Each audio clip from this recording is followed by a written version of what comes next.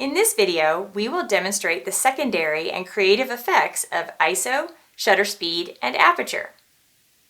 In these examples, we will use our exposure triangle training tool to make adjustments to the 3 parts of exposure, and then use them together to accomplish the artistic vision we have for each shot. Even if you don't have our training tool, you can still follow along for a better understanding of exposure. Let's look at some of those effects starting with ISO. Increasing the ISO, for example, from 100 to 200 will double the light. It does this by increasing the sensitivity of the receptors on the sensor by sending more electronic energy to it. The more energy the sensor has, the easier it is for it to pick up the rays of light. When we crank the energy input to the sensor, for example, an ISO of 3200, we're able to take a photo in very low light. This picture was taken in a room with no windows and all the direct lights turned off. However, as a side effect, that electricity running through the sensor leaves digital noise or grain in an image. Think about your TV or cable. If you turn it to a non-station, the screen is all static noise. That is what is happening to your camera sensor, and that shows up as the ISO gets higher and higher. Since we know this can be a problem, we might want to use manual mode to keep ISO low and balance the exposure with changes to shutter speed or aperture. Or we might want grain for a creative effect. Then we'd want to set ISO higher. Here's an example. We're inside a restaurant and the lighting is dark. In auto mode, the camera puts the ISO at 6400, shutter speed at 1/60th, and aperture at f4. We take a photo, but it looks grainy because of the ISO. If we don't know how to balance exposure, we'd be stuck with it. Using our tool, we can try some other options. We put our original settings from auto mode onto our training tool. Then we make our adjustments. We move ISO to a lower setting, maybe 1600. This is 2 stops darker, but it should reduce the grain. We have to balance the exposure by brightening with shutter speed or aperture or both. We will move each of these 1 stop for a total of 2. We then put those new settings into the camera in manual mode, and we get proper exposure while getting rid of some of the grain in the image. Now let's look at shutter speed. Shutter speed's effect is to either show motion or freeze motion.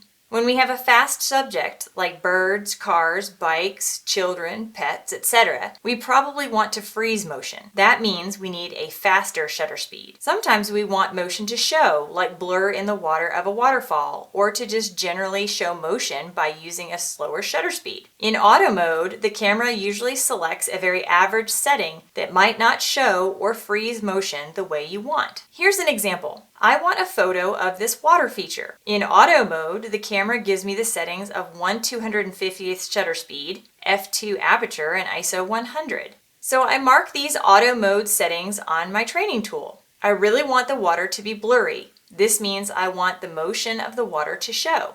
I need a longer shutter speed.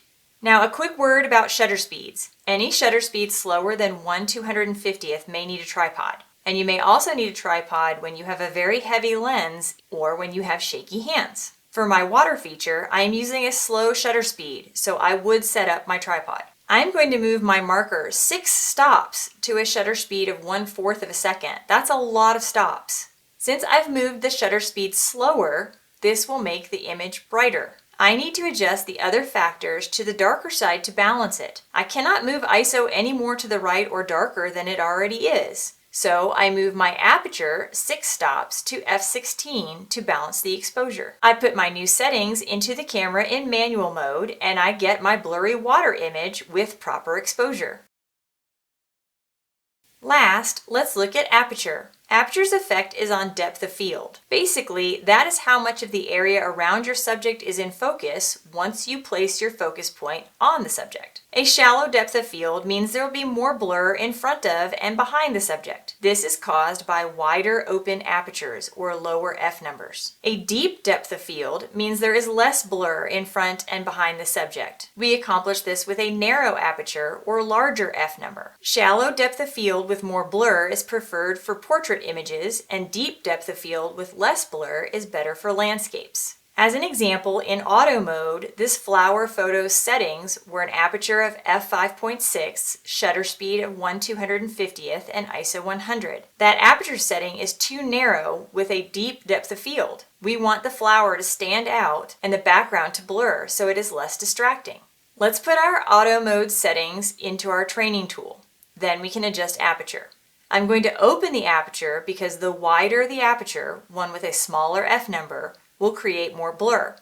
I'm going to move it to f2.8, which is 2 stops brighter.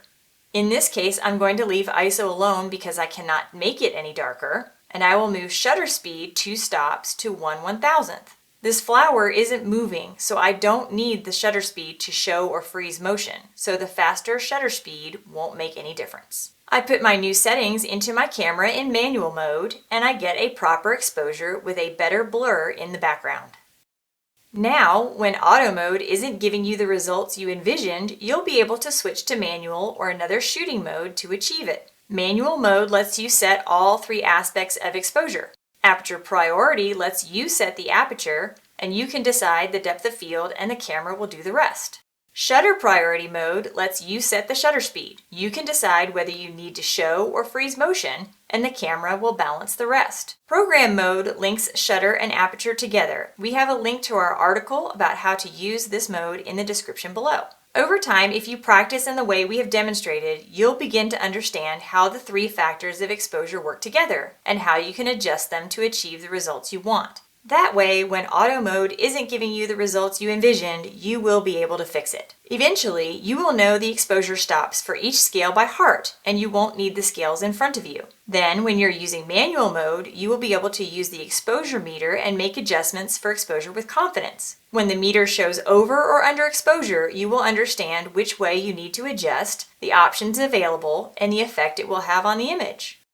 I hope this video was useful for you. Please like and subscribe and check out some of the other videos on the Focused Camera channel. Thanks for watching!